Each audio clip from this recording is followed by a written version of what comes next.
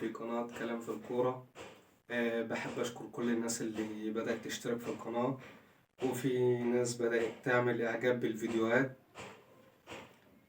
بحب أشكركم جدا، ويا رب الدعم ده يبقى مستمر دايما كده على القناة إن شاء الله، وتكبر القناة بيكو وليكو إن شاء الله. النهاردة هنتكلم في كام موضوع مهم عن أحداث حصلت في الكام ساعة اللي فاتوا مع النادي الأهلي.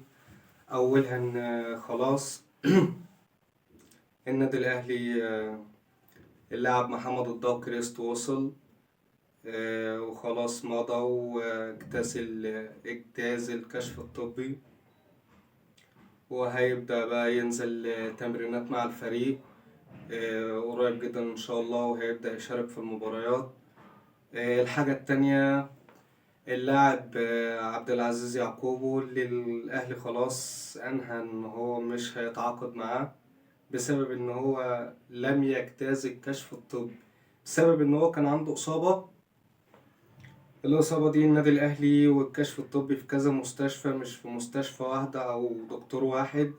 اللاعب عنده إصابة والنادي الأهلي خاف لا الإصابة تأثر عليه وما يقدرش يشارك في المباريات بصفة مستمرة، وما يقدرش يحقق اللي هو المطلوب من الصفقة، وإن هو مثلا يطور من أداء الفرقة والأداء الهجومي اللي النادي الأهلي جايب الصفقة عشان الحاجة دي. والنادي الأهلي طبعا برئاسة الكابتن محمود الخطيب، ومدير التعاقدات أمير توفيق، والدكتور أحمد أبو عبلة، شافوا إن هو مش هيبقى مناسب، وعشان الجمهور بعد كده ما يقولش صفقة وفشلت ويحمل الجهاز الفني والجهاز الإداري ومدير التعاقدات فشل الصفقة، فصرفوا نظر عنها إن هم كانوا عايزين ياخدوه إعارة من النادي البرتغالي يشوفوه لحد نهاية الموسم ب500,000 يورو، بس النادي البرتغالي كان عايز 750,000، فما تمتش الصفقة. والأهلي حاليا بيبحث عن لاعب أجنبي آخر يكون مهاجم عشان الناحية الهجومية. وخلاص تم التغاضي عن صفقة عبد العزيز يعقوبو. وزي ما قلنا محمد ضاو خلاص وصل، وكان علي معلول وصل له رسالة قبل ما يوصل أو لما وصل، فقال له مرحبا بك يا أخويا في النادي الأهلي، هنا الطموحات سقفها حدود السماء. أنا عارف إن الرحلة كانت صعبة عليك من تونس لمصر، بس أنت هنا دلوقتي في النادي الأهلي. ملخص رسالة: أنت هنا دلوقتي في النادي الأهلي، نادي البطولات، أعظم نادي في أفريقيا، نادي المبادئ. كل اللي بتحلم بيه هتحققه هنا، وإن شاء الله تقدم المطلوب منك. ودي كانت رسالة علي معلول اللاعب التونسي للاعب التونسي محمد ضاو اللي وصل وخلاص ارتدى تيشيرت النادي الأهلي ووقع واجتاز الكشف الطبي الحمد لله، وهيبدأ يشارك في التمرينات والمباريات القادمة بإذن الله.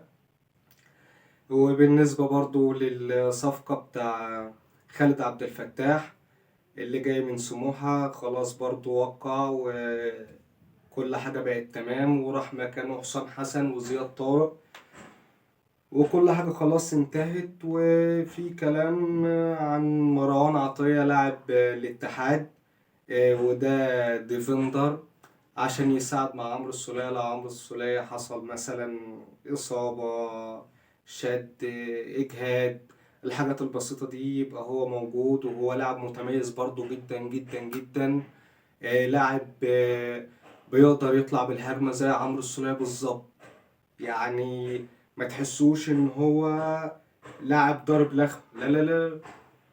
اللي يتفرج على مروان عطية في الاتحاد فعلا لاعب جامد جدا، لعيب بسم الله ما شاء الله عليه، بيعرف يطلع بالهجمة وبيعرف يظهر للمهاجمين زي عمرو السولية كده. في الماتش بيراميدز بيعرف يظهر ويشوط، تيجي مثلا تبص الكرة تلاقيه هو موجود في المكان اللي انت عايزه.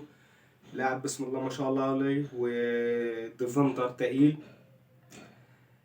وكده الصفقات بتاع النادي الأهلي خلاص. النادي الأهلي زي ما قلنا بيدور على صفقة أجنبية، لاعب أجنبي يكون مهاجم صريح، عشان خلاص صفقة يعقوب وكده النادي الأهلي اتغاضى عنها بشكل رسمي.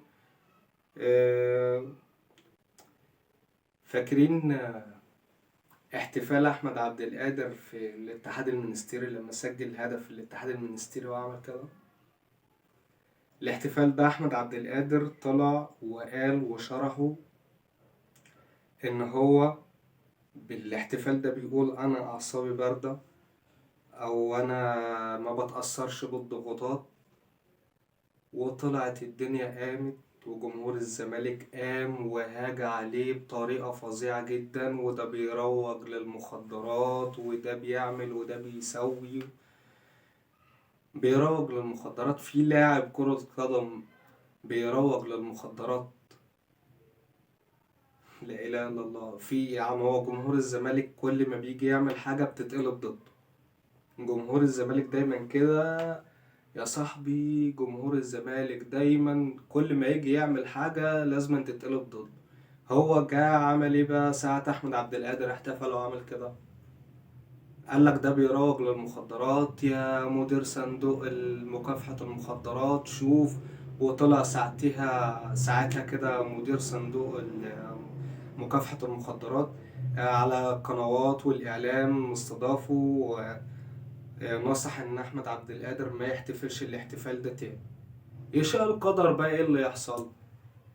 لعيبة بتسخن من الزمالك في التدريب قبل الماتش، وسمعوا ان في تحليل مخدرات، هرب خلع من الاخر كده فابو خليعة.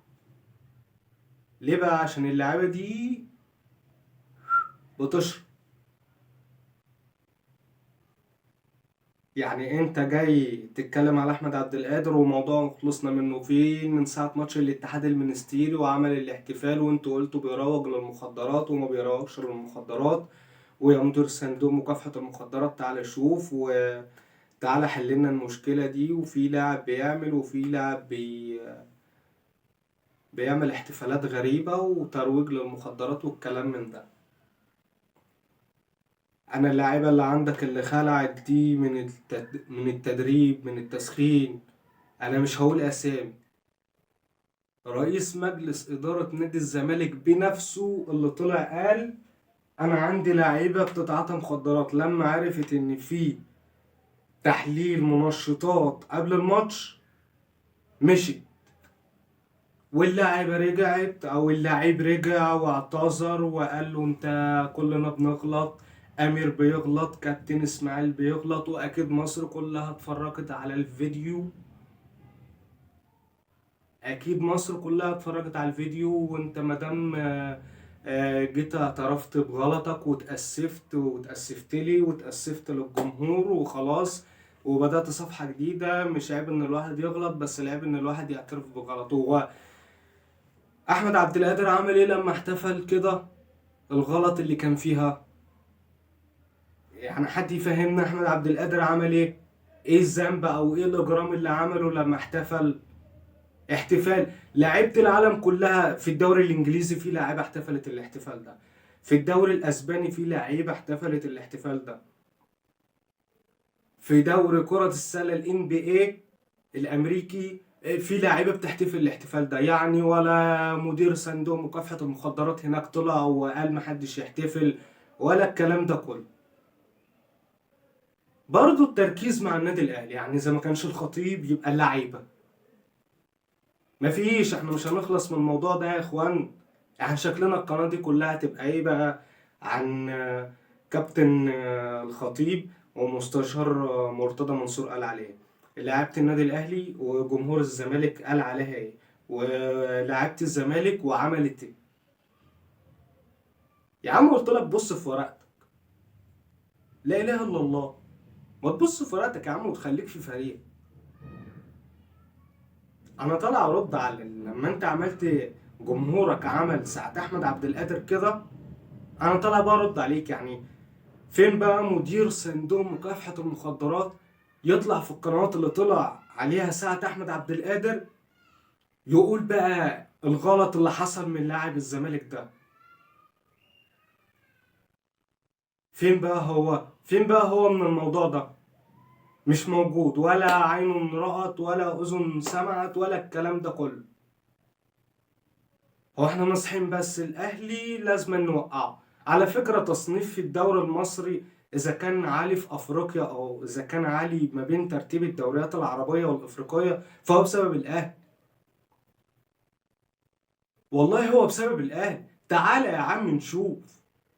انت عندك الأهلي واخد 10 دوري أبطال أفريقيا. انت يعتبر كزمالك اللي من بعده واخد 5 بس. يبقى مين اللي معلم من الدوري المصري؟ الأهلي واخد 8 سوبر أفريقيا. يبقى مين اللي معلم من قيمة الدوري المصري؟ ليه بنحارب النجاح؟ ليه بنحارب النادي الأهلي مع إنه نجح؟ ليه يعني؟ ليه ما نساعدوش؟ ليه الدولة والمنظومة واتحاد الكورة وكله واقف ضده؟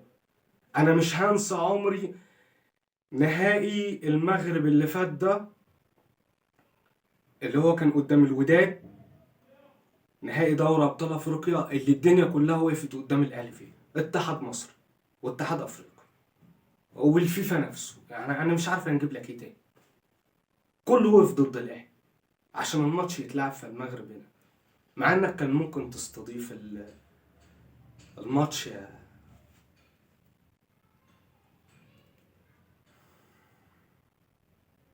مش عارف اقول ايه. والله انا ما عارف اقول ايه. ليه دايما بنحارب النادي الاهلي مع انه نجح؟ ليه ما نساعدوش ان هو يطلع لفوق كمان وكمان وكمان؟ احنا مش هنساعده، هنديله. انتوا مش هتساعدوه هتديله حاجه. هو النادي الاهلي اصلا مش محتاج حاجه، انتوا بس ادوله حقوق. هو ليه حق الدهر، عليه حقوق خدها منه. النادي الاهلي غلط حاسبه. انا يا عم ببص في ورقته اهو. انا ببص في ورقته اهو. النادي الاهلي غلط حاسبه. النادي الاهلي ماشي صح، ما عملكش مشاكل، ما تساعده. ليه حقوق اديها له. خطابات تختفي وحاجات كتير قوي بيضغطوا عنها وحاجات كتير قوي بيقرصوا على النادي الاهلي فيها. طبعا احنا مش هنتكلم على اسم اللاعب ده مين، اكيد الناس كلها زي ما قلت اتفرجت على الفيديو كله على الفيس وعلى اليوتيوب وعلى كل المنصات يعني. وانا مش جايب كلام من عندي. سيادة المستشار رئيس مجلس إدارة نادي الزمالك هو اللي طلع قال لك أنا عندي لعيبة بتحشش، ما فيهاش كلام تاني. أنا مش هجيب حاجة من عندي. وبكده تكون نهاية فيديو النهاردة. وأتمنى منكم زي كل مرة في نهاية الفيديو بقول لكم دعموني واشتركوا في القناة عشان القناة تكبر بيكوا وليكوا انتوا. أنا مش محتاج أي حاجة، أنا محتاج حب الناس بس، وإن الناس تشجعني على اللي أنا بعمله. وإن شاء الله خير والتوفيق من عند ربنا، وحب الناس برضو من عند ربنا، وبيجي واحدة واحدة. وأشوفكم في فيديوهات جاية كتير. والسلام عليكم ورحمة الله وبركاته.